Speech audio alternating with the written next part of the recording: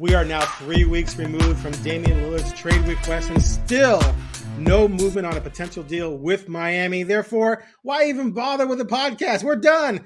I guess we'll go ahead and do one anyway. I'm Aaron Fentress of the Oregonian. I cover the Blazers. I'm joined by Craig Birnbach. We talked last week, Craig, and I was hoping after we talked that there'd be some movement on this before we talked again. There really has not, but we're here anyway to break down the fact that there hasn't been any movement. We're 3 weeks removed. I tweeted 2.5 weeks ago, I think it was, that someone told me this could take weeks. At the time, I was in denial. I was like, there's no way this is going to not get done in Vegas. It did not get done in Vegas. And here we are. And it's been exactly 3 weeks, I think, to the day to when Lillard requested a trade. So what do you make of this, man? I mean, what's happening in your estimation before we dive into our topics? Well, sometimes nothing is something. You know what I mean? Like nothing is something to me. Like how it's very, very quiet, at least from where I stand, which is a consumer, but you're a producer of stuff. So tell me, what are the Blazers doing? Are they doing anything? I mean, are they calling any, have they talked to Miami? Are they legitimately trying to find other deals out there? I that's the part I don't get. Like what's going on? It's the same thing as it's always been. They are trying to maximize this asset that is Damian Lillard, and that is definitely their prerogative.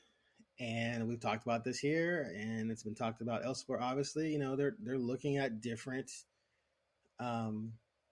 trade possibilities, whether it's mostly picks in a couple players, or whether it's a really good player who can jump in right now and start hopefully at that small forward spot, and then maybe minimal picks, or if it's multiple players and hardly any picks, who knows? I think they're exploring all avenues, which it's got to be picks. Well, yeah, I mean, unless you can get a legitimate starter at forward or center that is worth not taking back a pick, then you'd want the player. I don't want the player rather than the pick if the player fits what I need. But what?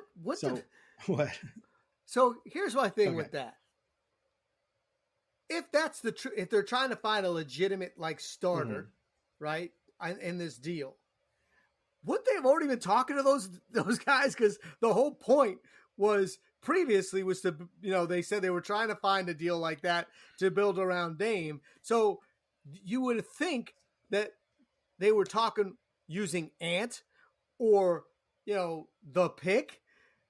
So to me, it's like, if that deal was possible, would they have already made it? No, not necessarily. Now it's harder with Dame. But no. See, I think in the outside world, we're all impatient because we want something to be done, and I get that. But I think if you're the Blazers, there's no deadline. It's not like there's a trade deadline, July 22nd. They got to get something done.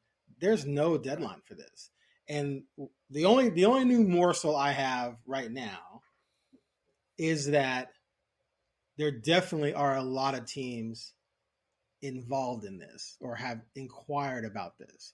So the more teams you have, and by teams, I mean teams being the third team in a trade with Miami, not teams coming in to try and intercept Damian, because that has to be off the table. I will say, as a journalist, if that were to happen, that would be great theater. I'd love to cover it. But I just really don't believe a team is going to step in and say, oh, we'll trade for a disgruntled Damian Lillard, even though he told us not to. There's what I'm being told is that there's a ton of teams trying to get involved in one way or another. And so, of course, that complicates everything. Therefore, things are going to take longer, and there's no rush. And all these other teams have other business they're attending to as well. So as I've said here and other places, if you're the Blazers and there's a player you like who you could get, and maybe that team is willing to trade that player and take Hero from Miami, because Portland doesn't want Hero, but that team has two or three other things going as well, that can delay whether or not you have a chance to get that person. And so you might get that player. And so you might say, well, we're going to wait. We're not going to rush into something else because we really like that player, or we really like getting a pick from that team if they're willing to give up a pick for Hero, et cetera, et cetera. So that, the more teams you have involved in these conversations, the longer things are going to drag out, and there's no deadline. So that's basically where we've been and where we are. But again, the only really new thing that I've been told is that there's definitely numerous other teams that have inquired about getting in on this. And if I'm the Blazers, I would work really hard to try and get a good young player that you believe is going to continue to develop and fit what you need. If Tyler Hero were a forward, I think the Blazers would want him. He's a good young player. No matter how much people want to trash him, it's just the NBA just became this cesspool of let's trash everybody. Every single player in the NBA gets trashed at some level. Some analytic doesn't add up to something or whatever, or their contract's bad or this or that nonsense. It's just become gross. But if Tyler Hero was 6'7" and could play small forward, I think this might be done. But regardless, if the Blazers can come away with a good young player that they can slide into the starting five and they fit and they're young and they match up with what you already have, then I think that's the route to go as opposed to getting picks, which could be late picks, or you're hoping down the line in 2020 or 2030 that Dame and Butler have fallen off and now maybe you get a lottery pick, but that's that's 2023. We're talking about 2030, 7 years from now. Probably no one associated with the Blazers right now is going to even be with the Blazers in 7 years. The odds are, I'm not predicting firings. I'm just saying the odds are, they're not going to be here. Including ownership, exactly. So why are you worried about 2030 draft pick? So for the Blazers' sake, I kind of hope that's how it works out. They get a good young player and maybe only 2 first-round picks out of this. Anyway, that's sort of where things stand at the moment. So, the Hero stuff, it's crazy to me because he's 23. Right. He averaged 20 points a game twice in his career already. He's obviously a really good shooter. He's athletic. He's 6'5". He's not 6'2". He's not 6'3". He's not an undersized 2. He's a legit 2. I know what I hear and that the Blazers don't want him because of the fact that he's not in a position of need. Part of me is like, you need everything at this point. You're not winning. They don't need a guard, though. You're not winning. They don't need a guard. No, right. You don't. But what I'm saying is, what do you get the best assets you can, similar to the draft? Like, I don't know why it's so different than the draft. He's got a contract, yes, and it's a lot more than a rookie deal. I get it. But it's not a ridiculous contract when you look at the contracts out there. If you're telling me which contract I think is, makes more sense if I were a team starting right now, Grant or Heroes, I would take Heroes. Less money, younger player, and more of an upside. So, part of me is like, if you just get the best things possible from the Lillard trade, if you got to trade him, and then you can still move him. Right. You can move others. Right. I mean, what the Blazers have done as far as trades or signings, nothing. They signed their 2 guys that they already had, Grant and Thibault, Matisse Thybulle. Like, they haven't done anything else. So that to me, I don't know. I know I'm in the minority here saying if you could get a 23-year-old borderline all-star, which he is, he's potentially could be, or he's a legit starter at 23 who averages 20. If you average 24 in the league, you're an all-star pretty much. You know what I mean? Like, so, and it's the same argument that you've given for Ant. They're on the cusp. They have the potential.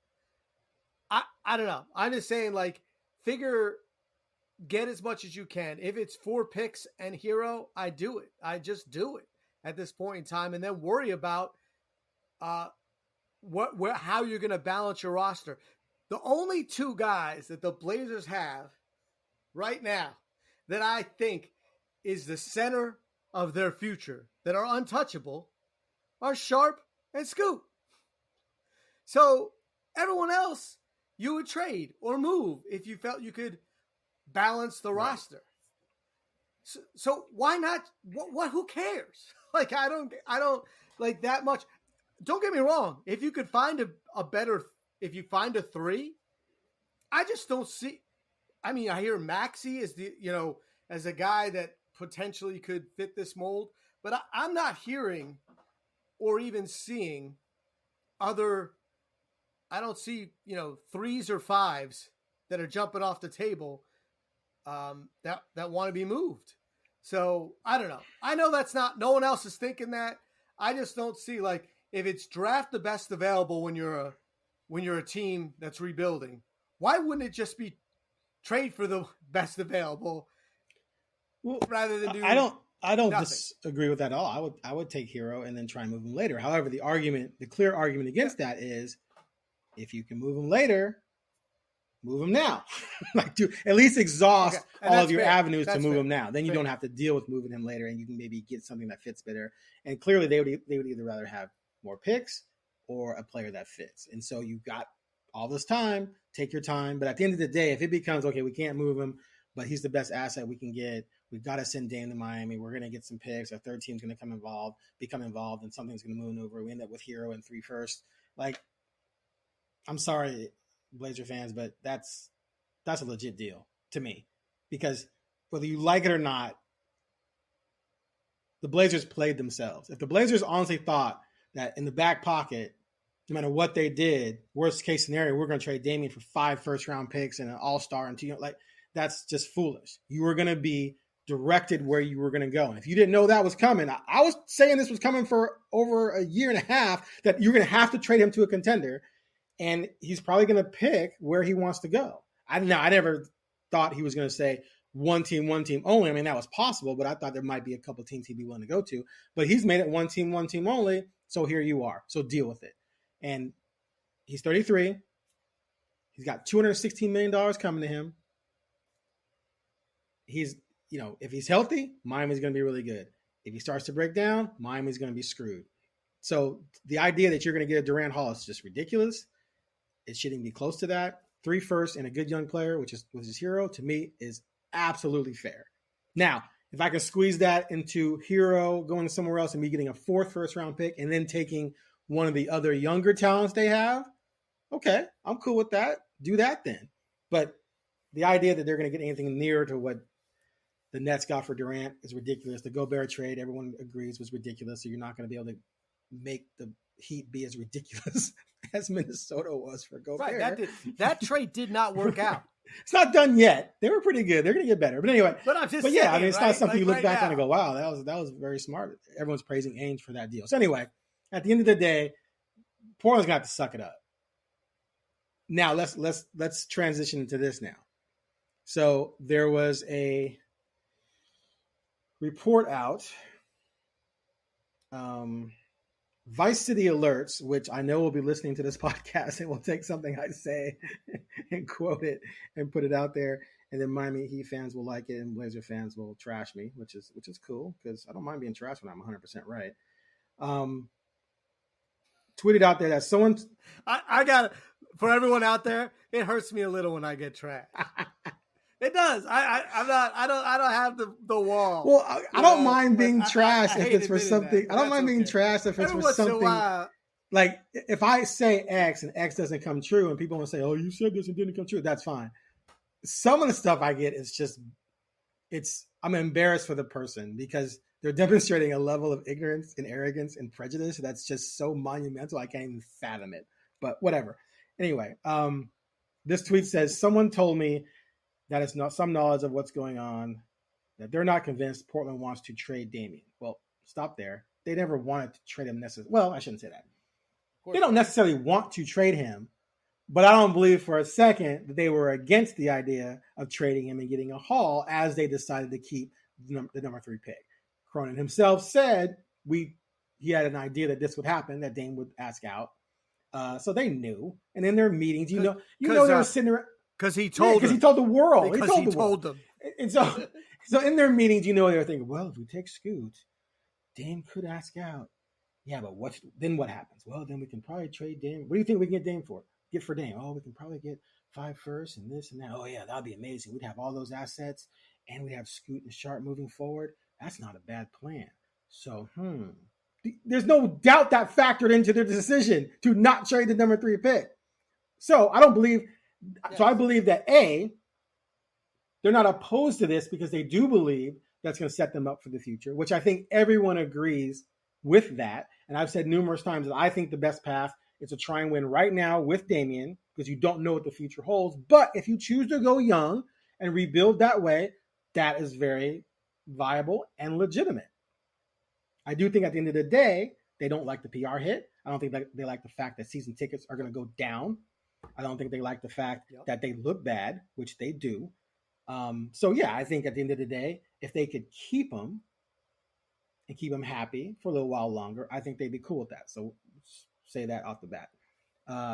And this says they're trying to find a way to maybe change his mind or delay this so that maybe he'll be a part of what they're trying to do. That some people think that Portland's trying to salvage this. And I guess this is from Anthony Chang from the Miami Herald. Okay. So the only thing that can salvage this, I believe, because I do believe it's possible to salvage if Portland wanted to, is to trade for someone legitimate that Damian wants to play with. Right. Do what you promised you were going to do. Do what you said. Right. And to me, so trade Sharp or Scoot and picks. Free up those future picks by getting rid of the Bull situation with the protected pick. If you go out and you make a trade for someone, so okay, Cronin's talked about maybe getting a win now player for Lillard. So I found that hilarious because you refuse to trade anything else on your roster worth a damn for a win now player to play with Lillard. But you'll gladly trade Lillard for a win now player. It's not a complete contradiction, but you get my point. So if you take these assets that you covet so much, and you covet more than Damian, which you've made clear, and you trade some of them for a win now player, this alleged win now player you think you could get in a Dame trade, bring that person in so Dame could play with them, then Dame would probably change his mind. Because Dame doesn't necessarily want to leave Portland. He just doesn't want to lose anymore with Portland. That's what's going on. He's tired of getting his ass kicked. He's tired of looking around. He's tired of dropping 50 and losing in a playoff game. He's tired of looking around at a bunch of young players who don't know what they're doing, who can't play grown adult, big man, a basketball at a high level of efficiency on offense or defense to impact winning. He's tired of that nonsense. He's given this franchise 11 years to figure it out, and it's gone backwards. And he's still in his prime, so that's what he wants. If you give him that, yeah, he'll savage it. But if he came back to play with this exact roster right now, he loses all credibility for everything he said in the last 2 years. Every single thing. He can't go back on that, especially when Miami is right there. Because he can go to Miami, and he's going to be instantly loved there because they can't wait to get him. And they're going to win. They're going to win, and they're going to be contenders. I'm not saying they're going to win the title. That's not a given. But they're going to be in the hunt. Whereas if he comes back here, guess what? I'll say right now, if he came back with his current roster, there's a 75% chance that come March, Damian has a phantom toe injury and is out the rest of the season because they're tanking again. Because this team is not good. Period. So I don't think there's any way to salvage it beyond making a major move, which they refused to do to this point. Yeah, the only way these things get salvaged is everything that the Blazers have done gets undone, and they go back to their original plan that they told Dame they were going to do. I mean, I keep going back to one thing of covering Damian Lillard, knowing him the little bit that I do over the last, decade. The dude says what he means. Like, he's just not a guy that just randomly says stuff. He has said over and over again, I want to stay with the Blazers. I want to win with the Blazers. They decided to do something different. Like, I don't even get the anger towards, well, he signed the contract. Like, of course he signed the contract. They told him, they offered him the contract, which is a super flex, and told him, please sign this because we want you to be the center of our championship caliber team. Right. And then they didn't do that. So, like, if he had a time machine, he might not sign it. Like, I don't know what he would have done. It's hard to turn down that kind of money. And let me just tell you, people forget the pressure that players get from other players, including the Players Association. They don't want these guys not they don't want these guys taking less money. Like everyone holds Dirk up to this great thing. Yes, fans do and owners do, but the union wasn't thrilled. Right. They want other players to make as much money as they can because the owners make a crap ton of money. And so do the networks and all these things. So if there's a time machine, then it's legitimate. Like if you can say to Dame, okay, we're going to go back in time now, and we're going to tell you we want you to sign the Superflex, but we're not going to do what we said. We're going to go and rebuild, and you're going to have no chance for a title in your year 31, 32, and 33 of your career. He might not sign it. So this stuff about like, well, he signed it, blah. Well, no, that's not how it works. Like if you sign up to, for a certain job and then they completely change your job, you have a right to be angry no matter what money you accepted because you accepted the money for a certain role. So enough about that. And also you can't take a pay cut. Also, the Blazers made their decision when they drafted Scoot and they didn't trade Sharp or Ant or Nurkic and they, they didn't do anything but re-sign Grant. Sharp wasn't even available. Which they said, we know that if we don't trade Sharp or if we don't get a legit player here, Dame's going to want out. So again, I've said this over and over again. The Blazers made their decision. They decided they would rather have Sharp and Scoot than Dame. They knew this was no secret. They knew. So now, like you said, you made your bed. Now you got to lie in it. So now you got to trade them. How long you want to wait? You say there's no deadline. Of course, there's no hard deadline to this. There's a lot of soft deadlines. You talked about ticket sales. It's not just ticket sales. All those sponsorships. The lead person is Damian Lillard with the Blazers. So many of their corporate deals are tied to Damian Lillard. They need to untie them and tie them to Scoot and Sharp and potentially Grant. They have to redo it. Remember Rise With Us? They had to redo stuff, right? They got to rebrand and go. When Brandon Roy went, they had to rebrand. LaMarcus was mad that they rebranded to Damian and not to him. That's one of the reasons why they lost LaMarcus. And he said that. He was not happy with that. There's bigger things in a team than just the roster. So they need to move at some point off of this. The broadcast team needs to be able to figure out, what are we going to build around? How are we going to market this team? For a decade, you marketed around Damian Lillard. Damian Lillard's not going to accept, okay, I get it. I asked for a trade. You can't get me to Miami. I'm good. I'll just chill. Where do you want me coming off the bench? Is Scoot starting? See, am I playing the two? Like what, oh, I see. I get it. We're going to split. So I'm going to play 28 minutes. I averaged 34 last year. But okay, cool. I'll play 28 minutes a game.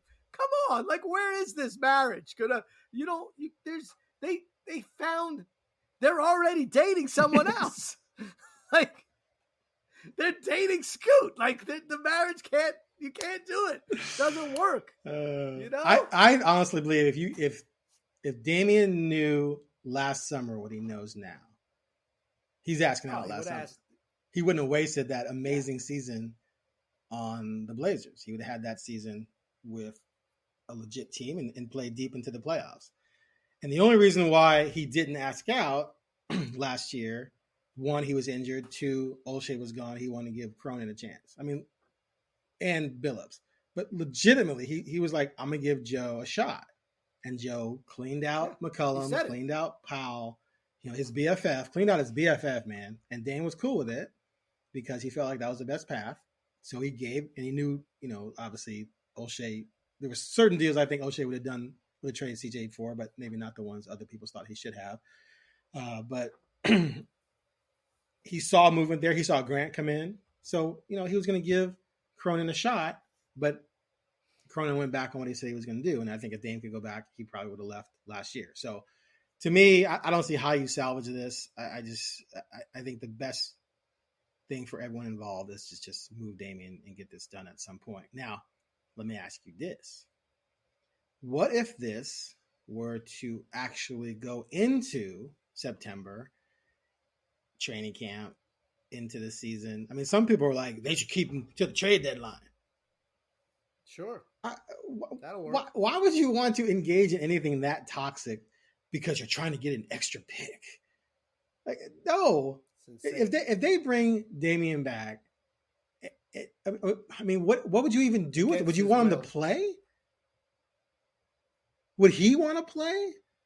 Because if he goes out there and plays and gets injured, now you're stuck with him. You can't move him at all. And his trade value is cut in half from whatever bad deal you think is out there right now that you don't want if you're a Blazer fan. 3 firsts and Tyler Hero, whatever. Well, now it becomes a first and a couple swaps in Hero if Damian goes out and gets hurt.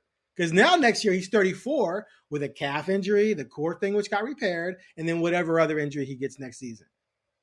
Or you can't move him, and now you're stuck with him, and you're paying him $50 million a year, and you have a logjam at point guard because you just drafted your transcendent,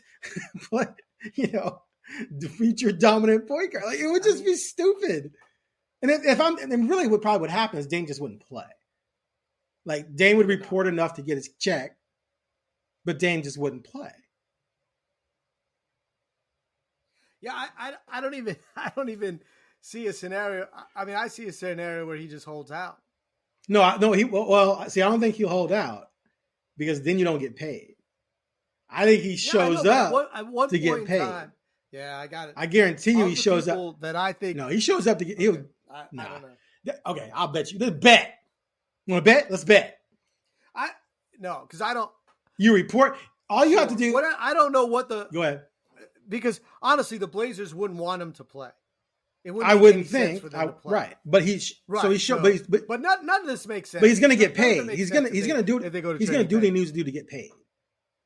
He's not holding out. That's what I'm saying. So if the Blazers played him, it would screw up everything for them. One is the potential of get hurt. 2, then you have to trade Ant, right? Like you can't go in with 3 point guards, with 3 of your 4 best players or 3 of your 5 best players if you throw Grant in. And obviously Grant. So let's just say Grant's better than Sharp and Scoot right now. Right. And so is Ant. Thing, but so is Ant, right? So if you want to say it, like 3 of your 5 best players are point guards, it's not good. Like, it's and not one good. wants out, and you're making him stay. And if we stretch it, 4 out of your 5 are guards. Because no one wants to play Sharp at the 3, right? Everyone wants Sharp to play the 2. Well, now you got 4 guys. I mean, you've been here before, and they weren't the future. Like, we've been here with CJ and Powell and Ant and Dame. Like, why would you want this? And why do you really think? I just don't like ticking off Damian Lillard for the rest of his life. Like, why would you do that? He is on Mount Rushmore. Like, we could argue best player, whatever. He's on Mount Rushmore. You've already, in your franchise history, pissed off the other 2 guys on your Mount Rushmore, right? Clyde didn't go away perfectly. Walton just came back. I mean, like, your Mount Rushmore in the Blazers, Brandon Roy, who didn't really get wronged, is not even back yet completely in the fold. It's just like, at some point in time, don't you want an all-time great player in your franchise to want to come back and be beloved rather than have tension and yuck? And you could get past this tension and yuck if you trade him to Miami, like in any capacity at this point. But gosh, if you just tick him off so much, go like, nah, sorry, we're not going to trade you. So either you have 2 choices. You can come to training camp and play, or we can, what scenario would you want him to come back and play with this team, Fentress? Like, he could get hurt. Oh, it's ridiculous. He could get hurt. It's ridiculous. You only play him if you're like, okay, Dame's back and he's fully involved and he wants to mentor Scoot and win 38 games. Yay. But where do you play him? Well, you start him. You start him and Ant, and then Scoot and Sharp are coming off the bench. Maybe you don't get a 3. You just start Sharp at the 3 and you bring Scoot along as the backup 1. knowing that you can also play some Dame at some 2 and some Sharp at some 2 and just sort of, fix and just be bad. I mean, they'd just be bad. You know what? They'd be fun bad, though. They'd be fun bad. I think it would be so They'd be weird. fun bad. Who's got the ball? Like, how do you run an offense like that? Like, it would be pure comedy. But and poor Chauncey. Oh my God, Chauncey would not want to coach that team, I don't think. Anyway, all right. So we agree on all of the above. It would just be crazy to make him come back. Let me say this. I at some point in time I was thinking about this. Like, no way. But throwing in another sport, it's July 21st and the Pac-12 doesn't have a media deal. So anything can happen. People say, wait. You know what I mean? Like, I've been fooled by other things. You know what I mean? Like, I can't imagine a franchise wanting to do that. But honestly, what's happened in the last, year with the Blazers, I mean, I'm flabbergasted at the unwillingness to commit to what you want to do. Like, if you want to build around Dame, do it. If you do, and say that and then do it. They didn't do that. If you want to rebuild because you have 2 top 10 picks and you believe they're future all-stars and you have other young players like Ant, then do it. And say it. Like, this stuff, this middle ground crap, I just don't get it because it just confuses everybody. It just confuses the league. It confuses the players, the coach, the fan base, Miami's fan base. Like, if you're going to do it, go. Just go. No, sometimes you're right. They have to. No, I don't think they should just go. They're taking their time. I have no problem with that. Well, I'm just saying, right, but stop saying that, like, don't try to bring Dame back. Okay, and they're not saying that. They're not, well, yeah. Yes. Someone's reporting allegedly that that's a thing. I just don't. I wouldn't rule it out completely. I just, and I talked to someone about this recently. I said like 5% chance maybe, but again, they have to make some kind of move to appease him. Otherwise, there's just no point. All right, the preseason schedule is out. You excited? Yay! Okay, 4 games starting October 10th against the New Zealand Breakers. Then there's only one home preseason game against an NBA team. That's against the Suns, and they play at Utah and at the Suns. So get your tickets for the Scoot debut in an NBA arena against a team from New Zealand. All right, enough of that. So let me ask you this. Let's say, okay, Dame gets traded. You get some assets for Dame. What do you think is the short-term and long-term role and place for Simons? Because he's in an interesting position. It's really kind of fascinating when you think about it. Because I know some Blazers fans don't want to hear this, but he is light years ahead of Scoot. Anfernee Simons playing last year in the G League doesn't average 17 at 42 and 27%. He averages 37 at 55 and 48%. A little exaggeration, but no one in the G League. Maybe not 37. I mean, if he wanted to, he's a G League All-Star. He's a G League MVP. He would score as many points as he wanted to on any given night. No one's going to. And we've seen this guy in the NBA. When he won games when he and Nurk were the 1-2 punch 2 years ago. He averaged 24 and 6 or whatever. He shot 40% from 3. 45% from the field. This year was his first year starting full-time next to Dame, which is tough to do. I mean, it's not easy making that adjustment. So he did have some ups and downs, but we also saw him win games with game winners. We've also saw him. I watched this guy go to Utah in a game where they had no heart, no Dame, no heart, and someone else was out too. And like it just had blowout loss written all over it. And he went out there and dropped 45 and won that game pretty much by himself. He averaged 21 in the NBA. Right. With good shooting percentages, and again in an uncomfortable role. Like sometimes he was the playmaker, sometimes he was a 2 guard, sometimes he just wasn't sure. If he's running the team, if he's running any team, he's 26-7. I truly believe that. So, but you've drafted two guys now, one that you believe is your two guard of the future, and the other one you believe is your point guard of the future. So and here's what kills me about everything involved in these types of NBA things. They traded CJ in part because they wanted to, quote unquote, clear the runway for Anfernee, right? So you cleared the runway for him, and then you drafted another one of him. Parked another plane. Another small guard who you say is transcendent and generational.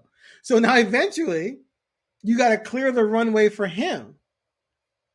But Ant's better right now. But how does Scoot get better if he doesn't get a lot of minutes? But is he ready for a lot of minutes? But do you want to win or do you not want to win? If you want to win, you got to roll with Ant. If you don't want to win, you got to give Scoot a lot of minutes, but then Ant's going to get minutes at the two. So there's plenty of minutes to go around for all three of those guys. Like, you got 96 minutes.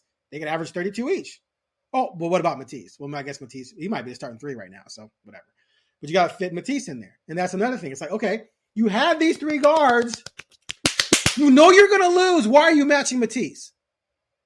Why are you matching him? He didn't want to come back. He wanted to go to Dallas. Why are you matching that? And it had all sorts of poison pills in it. Why are you matching that? Is it ego or because you just honestly believe you need that backup depth because your guards are so young and because you do want to win? You must want to try and win, but then you need other pieces to win because you're not going to win with what you have right now, which we'll get to in a second. So why are you matching Matisse?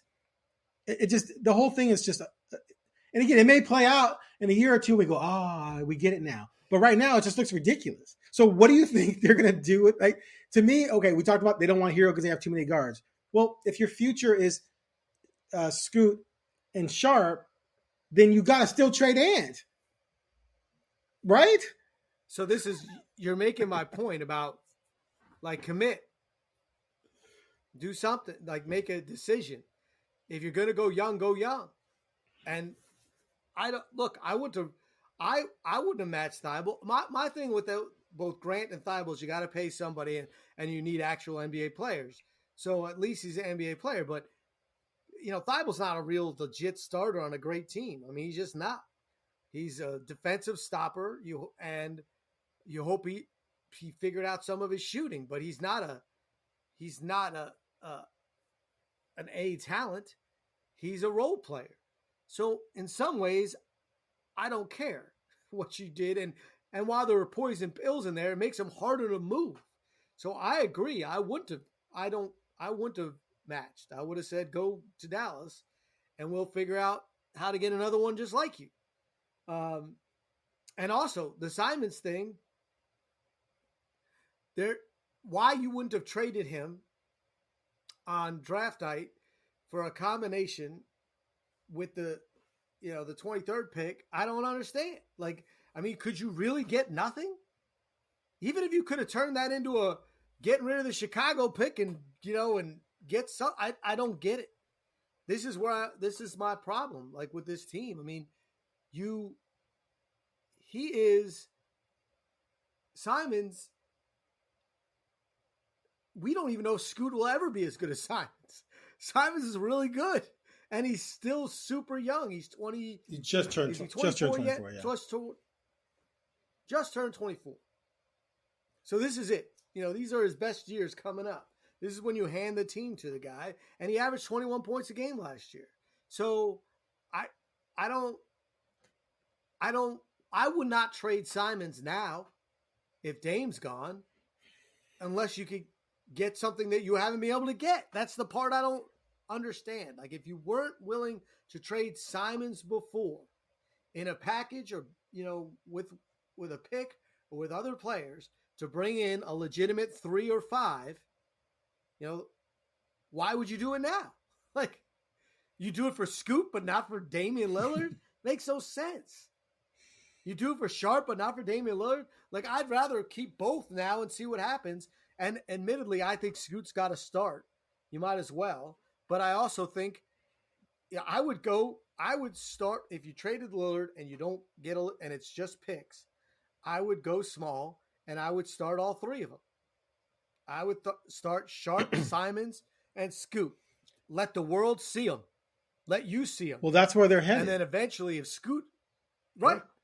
I hope so. But then you re-sign Thibault. Unless they pull off some deal for a legit starting small forward, which would be a sign that maybe they do want to try and couldn't win. do. Well, I'm saying in the Lillard deal, if Lillard somehow, you flip hero into someone and you bring someone else in who's legit starting small forward, fine. But if that doesn't happen, and you roll out there with the team you have right now, you're going to start Sharp at the 3. You're going to play positionless basketball. Start Sharp at the 3, and just let him go play. And don't pretend you're going to win because you're not. And that way, Sharp gets a bunch of minutes, Scoot gets a bunch of minutes, Ant gets a bunch of minutes. That's your starting lineup. What 3? What 3 comes in on this team and makes them a legitimate winner? By winner, the ceiling is, if Sharp makes a huge leap, if Nurkic is healthy or they flip Nurkic into a comparable center, I still believe that Ant's going to make a jump without Dame. Scoot, at the very least, is going to be a good backup as a 19, 20-year-old. I think they would have a outside shot at flirting with 500 if they remain healthy. The problem is they're going to have injuries, which are going to drop them more to the low 30s at max. But I think at least you could say we have a puncher's chance to be close to 500 if everything's optimal. And again, I'm saying if everything's optimal, but that's not realistic. Nothing's ever optimal. So, and that's not, to me, that's not committing to a rebuild. Not if that small forward is 24, 25, 26, then that's part of your build. You added that piece now. So, why didn't you do that for Lillard? Well, that's the $1 million question. Well, I'm just saying, I don't that's get it. That's the $1 million question. I don't get it. If you're going to... It doesn't make sense. Yeah, they didn't free up the picks. Okay, look. We all know that had they just worked out something with the Bulls so that the unprotected pick goes away, they would have multiple picks in the future to trade. They didn't even do that, which means they didn't want to do that. They could have definitely packaged Ant and picks and gone out and gotten someone. There's no doubt about that. They could have added to the – there's definitely things they could have done. You can't convince me that you couldn't get – here's what's funny. They couldn't get a fair deal for number 3. Really? So on one hand – Scoot's untouchable because he's going to be amazing and transcendent and generational. We got to get Scoot, and it's time to rebuild with Scoot. Dame's got to go. On the other hand, we couldn't get a fair deal for Scoot. What? Doesn't make any sense. If Scoot is all these things you say he is, as I've said numerous times, there should have been teams lined up outside the door trying to get him. But they weren't because there's reservations about Scoot.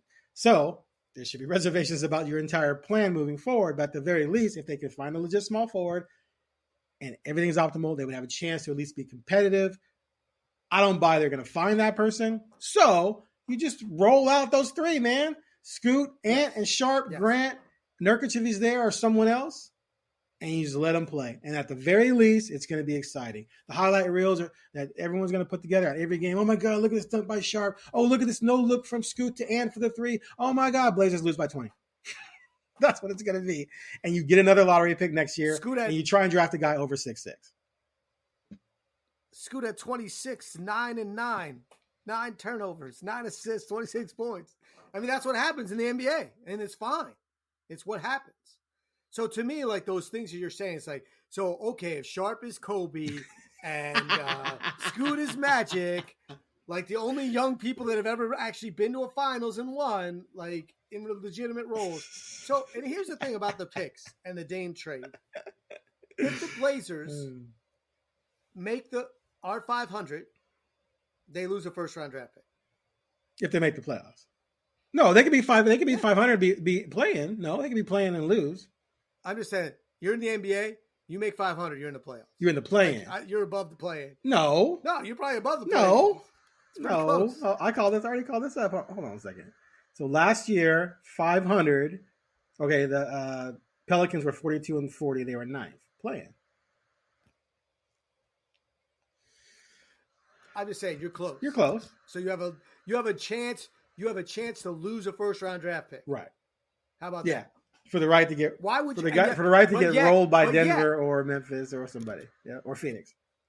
But yet you'll keep Lillard and make him report to training camp for an extra draft pick. But then you're going to tell the fan base that you're going to try to make the playoffs and win, where you'll lose a draft pick. Not just a draft pick. You lose what should have been a lottery pick. That's what I'm saying. Just add that little, that little nugget. These are weird things. It's hard to follow this. Like, we're gonna trade. We're gonna try to make moves to be. We're gonna sign Grant. We're gonna sign Thibault. And hopefully go get more players so that we can compete for a playoff spot. And if you get what you want, you lose a first round draft. Right. It's lunacy. But we're not going to give up Damian Lillard unless we get 5 first round draft picks. But we're going to draft Scoot and not trade Sharp and know we're going to lose Damian Lillard. Like, I want to see the plan. Like, I don't get the plan. They don't have a plan. All right, so let's. Well, if that's true, that's a problem. I mean, they have a plan, but it's fluid at the moment. I can't follow all these things. Like, you say one thing, and then we're going to try to make the playoffs and lose a draft pick. Like, why? Why would you do that? You wouldn't. But I know you can't say we're going to suck, but you could say this is a new. We call it baby Blazers. Call. Whatever, like, this is our future. This is what we're marketing on. We've got Scoot, we've got Sharp. Let's go. And Grant, sorry, we got to put you in there because we just gave you $160 million money on a huge and contract. you're 29. Put him in there. Is Grant there longer than a year? Whoops. Is Grant around longer than a year?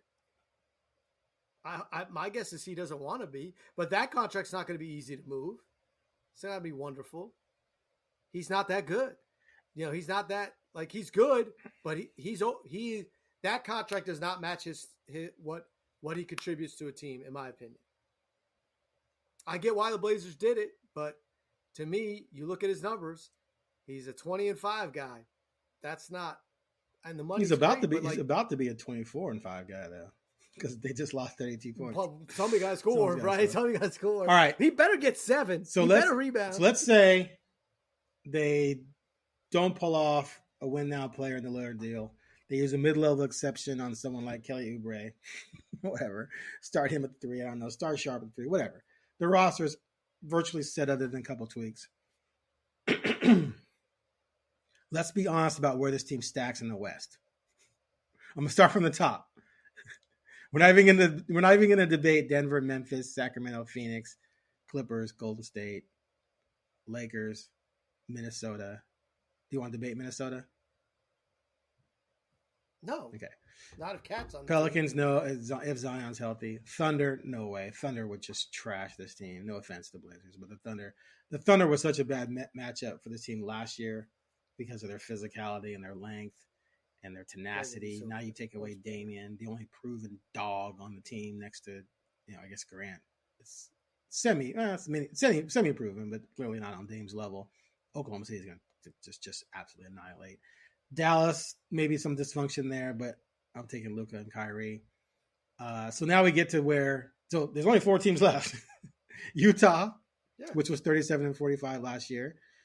I think the Blazers potentially, again, if Sharp. And everything went wrong. Right. If Sharp. Everything went wrong. If Sharp makes a leap. Sharp's the big key to me. If Sharp becomes what Ant became when Damian went out 2 years ago, like that level of guy, then that changes a lot of things here. And to me, I think they could be better than Utah.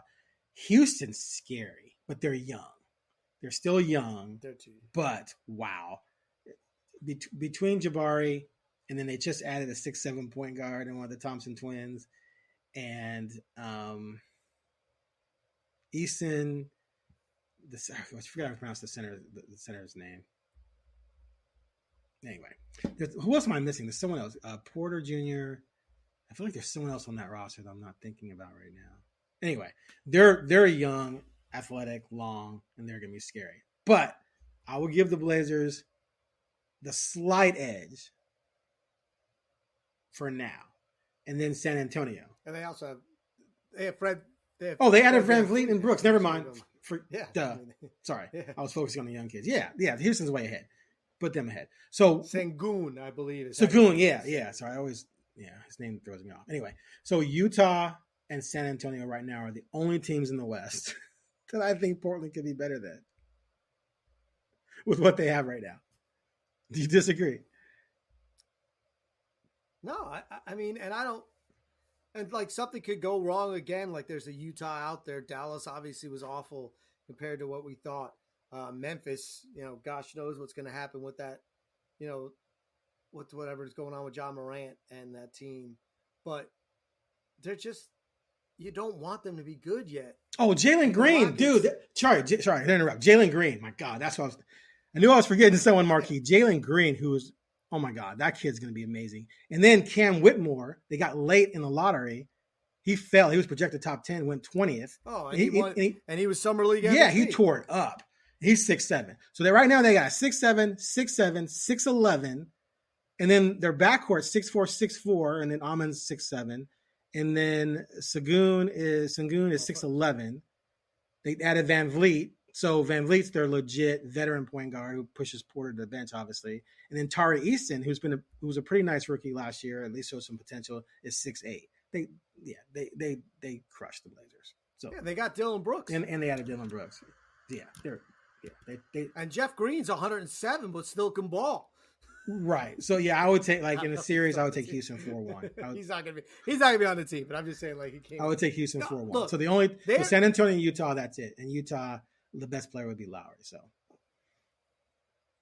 So again, if you're rebuilding, who cares where you fit this year? And that's the part where just commit. I mean, the Rockets are doing this little dance where they gave Van Fleet all this money, but their thing I think is that, well, we need somebody to be the adult and bring these guys along, and we got the money because all our players are young and we got crazy cash here. Right. So the Blazers are in this. You just do what the Rockets are doing, man. And in a way, they did that with Grant, and why I'm okay with that if he was okay with it. But yeah, they're not. That's what I'm saying. Even if you brought in, which is never going to happen, but I'm name the three that makes this team even get to 500. I don't see it. And Nurkic is your center, an unmotivated Nurkic. Yeah, what would Nurkic be like without Dame around? That's going to be fun. That's going to be fun. Well, but he and Ant played really well together. But Nurkic was playing for a contract. Yeah. Nurkic was playing for a contract. And he knew Dame was coming back. And Dame was there to text him and say, "Hey, don't quit. Don't do this. I saw this." There's a reason why Nurkic was let go for nothing. Because Denver had the best center in the world. There's that. But they also didn't like his attitude. And it's not like he's been perfect here attitude-wise. He's been out of shape. He's clearly takes, time off, games off. So that's going to be interesting. This team is not good.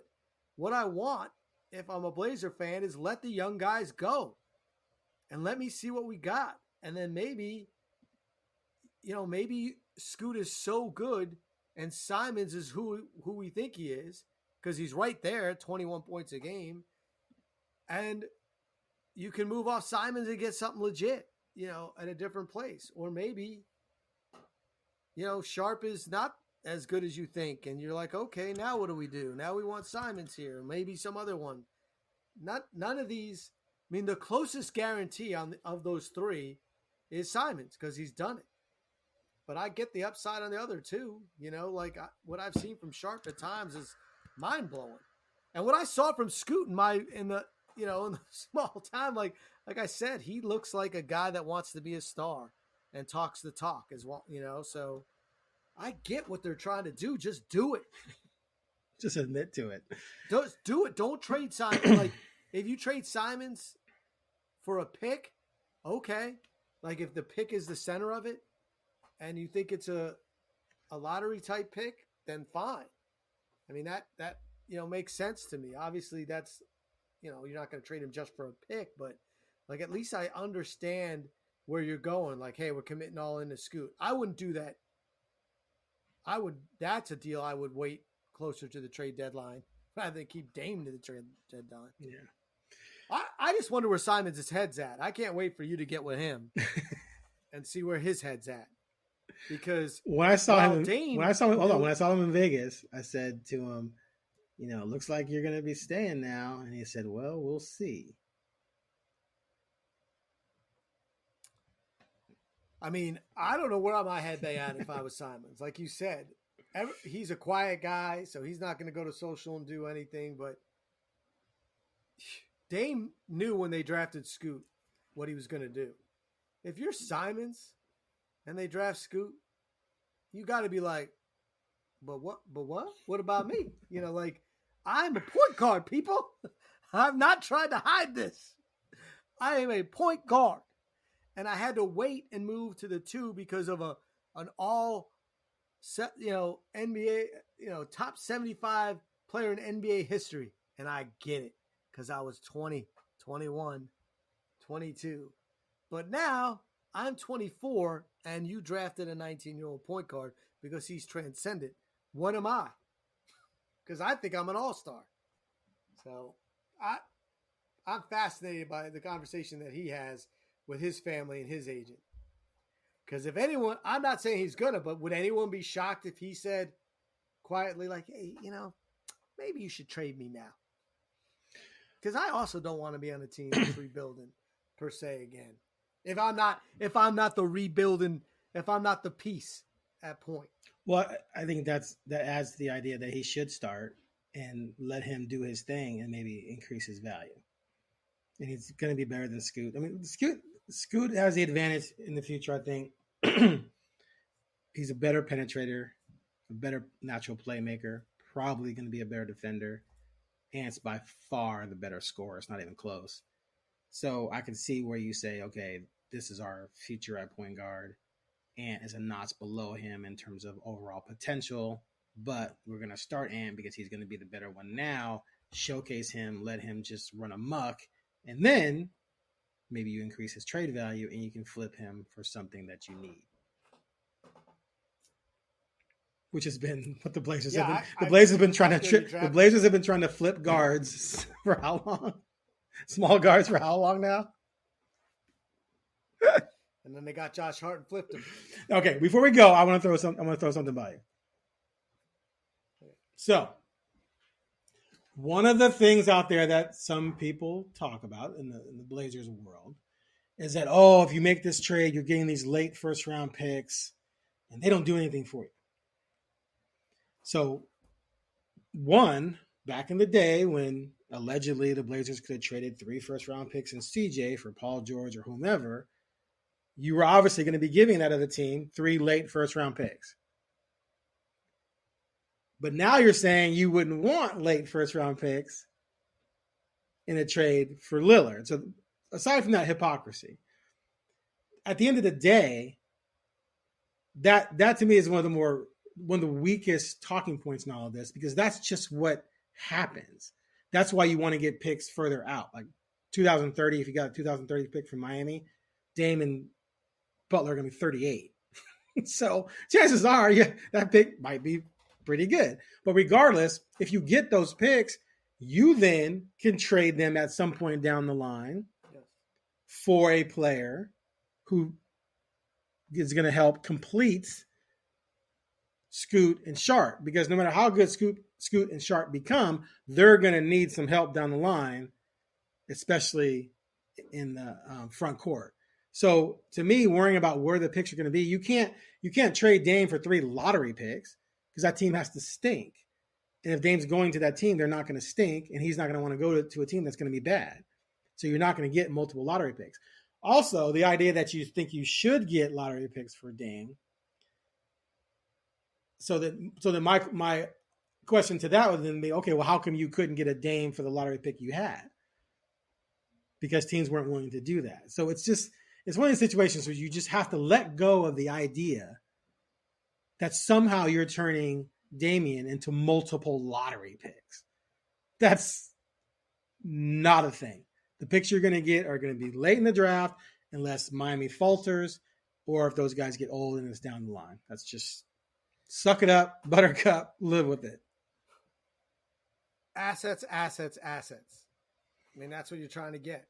It doesn't mean you're going to use them to pick. I mean, that's guys get traded for 4 second-round draft picks.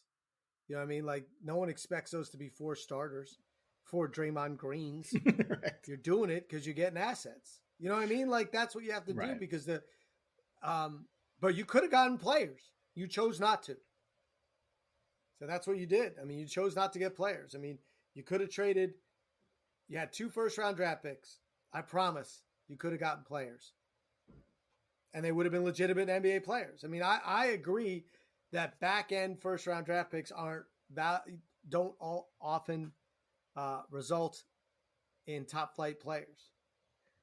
They mostly, at least, equate to NBA players. Most first-rounders play in the NBA for at least a while. Not all, though.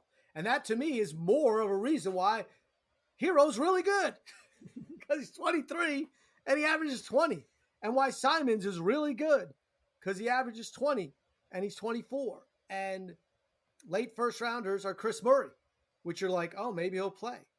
You know, maybe he'll make it. Maybe he'll be a rotation player.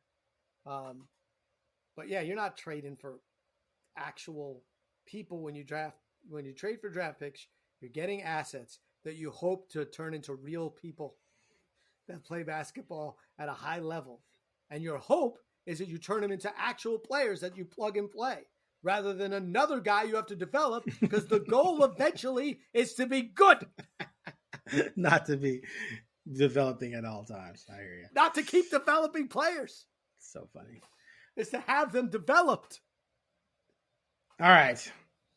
I got nothing else to add. Yeah, we talked forever about nothing. I know. It was amazing. It was pretty impressive. Okay.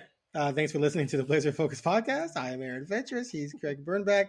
When I get back from my vacation, we'll talk about hopefully maybe a trade will happen while I'm in Orlando, enjoying the 95 degrees and 88% humidity while trying to navigate Disneyland and Universal Studios for 6 days.